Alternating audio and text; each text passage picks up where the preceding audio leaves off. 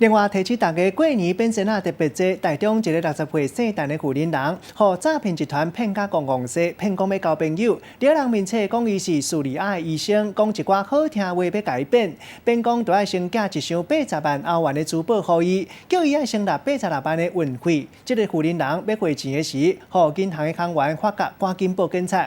富人人佫替诈骗集团来讲话，讲珠宝伤过大卡，才会爱用假的，和警察已经听袂落。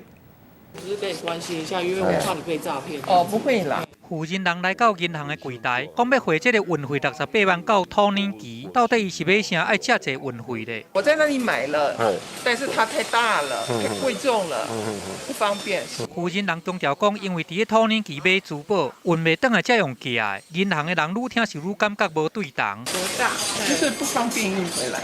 不方便运回来，不方便运回来，为什么还要那个汇运费给他？原来这个60岁姓陈的负责人已经踏入去这个诈骗集团的陷阱了。诈骗集团伫个面册顶悬讲，伊是叙利亚的招娣医生，甲骗讲要寄一箱80万欧币的这个珠宝予伊，不过因为珠宝伤大，就要先寄86万的运费去予伊。负责人要汇款的时阵，去互银行的人甲挡起来，想袂到负责人佫替诈骗集团来讲话。富人。